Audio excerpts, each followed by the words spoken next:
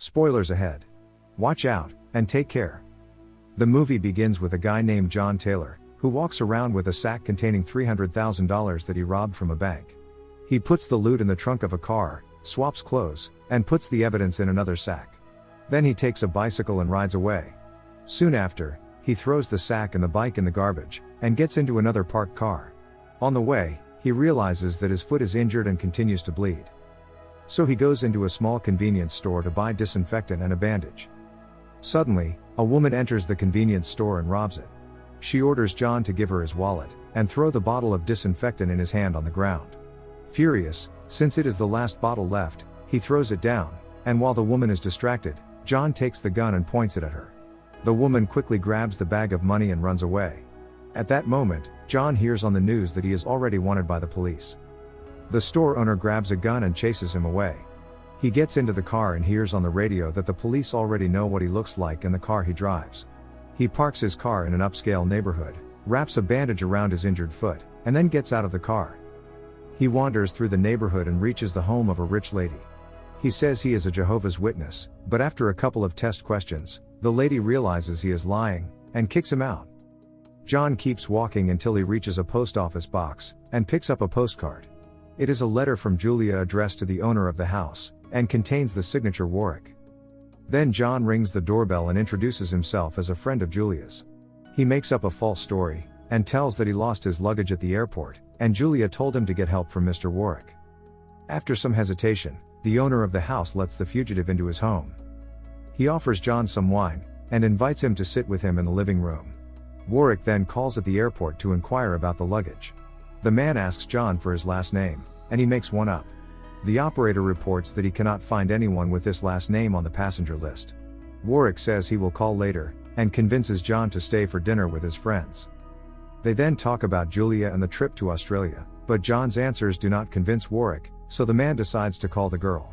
John starts to get nervous, but fortunately, the girl doesn't answer. John asks to go to the bathroom, and Warwick notices from the way he walks that he has an injured leg.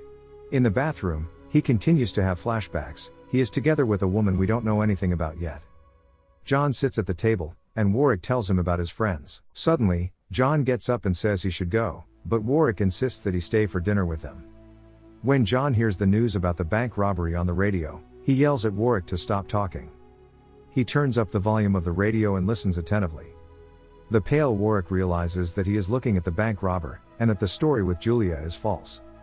John orders him to sit down, after which he takes the bottle of wine and a knife. He nervously drinks the wine and then smokes defiantly. He threatens Warwick that he will cut his throat, eat all his food, and sleep in his bed, if he does not cancel the dinner. Warwick immediately calls his friends and does as John instructs him. Then John takes off his shoe, and finds a bandage full of blood. He soils the floor, and Warwick quickly gets up to clean it up. John hits him in the face with his foot and tells him not to move, because he is not joking. Meanwhile at the police station, detectives examine the testimony of witnesses to the robbery. The fun fact is that John flirted with a bank employee. He had also left her his number, contrary to logic, because it is stupid to give one's information if one is planning to rob a bank. On the other hand, a detective points out that the romantic relationship could have served as a cover. Back to Warwick, who is asking John why he robbed a bank if there are numerous legal ways to make money. John replies that he will kill him if he doesn't stop asking idiotic questions. He tells him that if he does as he orders, the night will pass smoothly and he will be a mere guest, after which he will leave. Then he sits in the chair, continues to drink wine, and looks at the strange picture of Warwick, who seems to be hugging an invisible woman. Then he feels himself becoming weaker and weaker, until he collapses unconscious on the floor, as Warwick sets the table. John finds himself sitting with his hands tied behind his back, at a table set for 6 persons. Although there is no one else in the house, Warwick actively talks to non-existent guests who are present only in his sick imagination. Warwick introduces John to the guests and then approaches him. He closes his nostrils and forcibly pours a glass of wine in his mouth with a tranquilizer in it. John tells him that he is a real psychopath, and for that, Warwick punches him in the face. As the madman talks to his imaginary friends, John bends down, pretending to eat, and grabs a fragment of a ceramic plate. Warwick steps away for a moment to get something to show the guests. John stealthily cuts the rope, but his legs are numb, and he collapses to the floor. John wakes up in the same place, but now his legs are tied. The crazy Warwick threatens him with a knife, and orders him to apologize to an unseen guest he knocked off her chair while trying to escape. Warwick takes a Polaroid picture of John, and then proudly carries a bizarre album full of photos of people. They are actually Warwick's previous victims. On the album, we see the different stages his victims go through. During the night, they are violently tortured, and then at 6 a.m, they are killed. Warwick, distraught, continues to chat with his guests. Next he drags an immobilized John into the living room, where he activates a movie projector. In the film, we discover that Warwick is also a masochist, as he enjoys wounding himself with a large kitchen knife. Later, more imaginary guests arrive, and Warwick is the king of the party. Warwick slaps John in the face, waking him up, and then they take a picture together. John finds the picture on the sofa, and then realizes that it will soon be midnight, which means the madman will aggressively beat him up. At this point, John asks Warwick to do the train dance with him.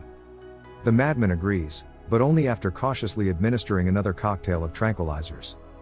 Warwick then carries John's exhausted body, and dances with his friends. Meanwhile, John continues to have flashbacks where we see the woman with whom he is in love.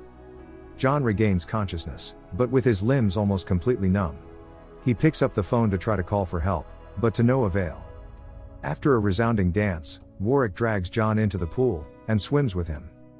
John keeps making noises, and is noticed by an elderly woman next door.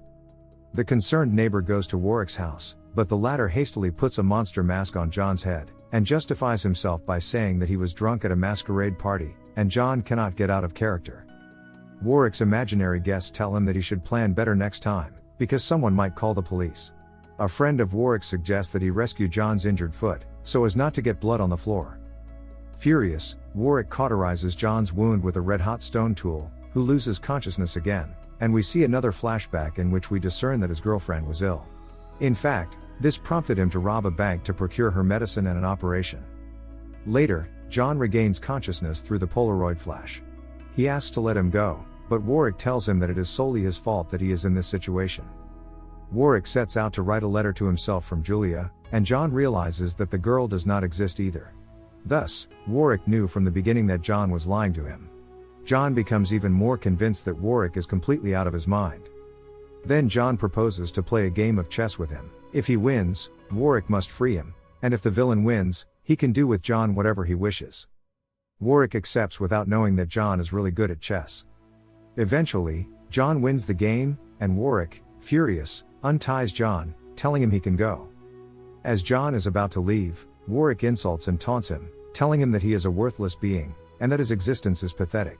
Irritated, John pulls a short Japanese blade from the living room wall, and stabs the madman twice in the stomach. Warwick falls to the floor, but then laughing madly, gets up and shows John his stomach with no wounds. Laughing wickedly, the psychopath knocks John out again. He wakes up in a bathtub, and sees Warwick enjoying himself with an invisible friend. Next, it is now dawn, and the sun illuminates John's corpse lying near the garbage can. Warwick, surrounded by non-existent guests, tenderly pastes post-mortem photos of the guests into his favorite album. John, who is strangely still alive, recovers and puts on his sneakers, which lie next to a garbage can. He gets up and smokes nervously, wiping the blood from his forehead, and he realizes that this is an imitation. He approaches a motorcycle, looks in the mirror, and removes the scars on his face and neck, which turn out to be an artistic trick. A detective arrives at Warwick's house, and it turns out that the madman is his boss, a police lieutenant. The detective tells the chief, who among other things, still sees fictitious people around him, that one of the bank employees helped John with the robbery. The detective shows a videotape in which he identifies the robber by his tattoo. John turns to one particular employee, Simone, who deliberately did not press the alarm button.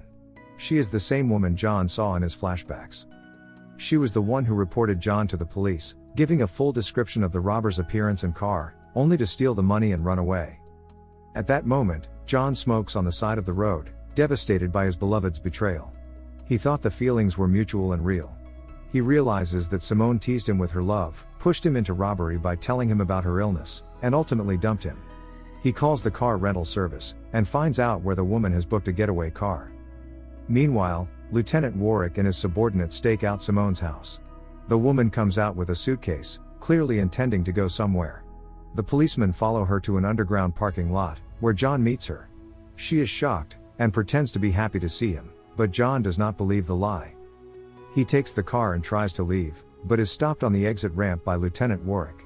He threatens the mad policeman to reveal all the details of the previous night. Warwick says no one will believe him, and indeed, he can shoot him, and the report will say he was killed while trying to escape. Warwick takes all the loot, leaving John with $20,000 to successfully cross the border, after which he lets him go in peace. Few months later, Detective Morton receives an envelope from Mexico. It contains a picture of his boss Lieutenant Warwick, hugging the escaped robber John. The policeman goes to the chief's office, and asks him if he ever crossed paths with the fugitive.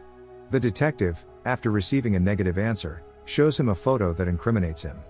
Warwick says it is a photo montage, but the detective insists on inspecting the lieutenant's house. Warwick gladly invites Morton to a dinner party. The end. Thank you for watching. Subscribe if you'd like to see more videos like this. Turn on the notifications, and leave a like to help the channel out.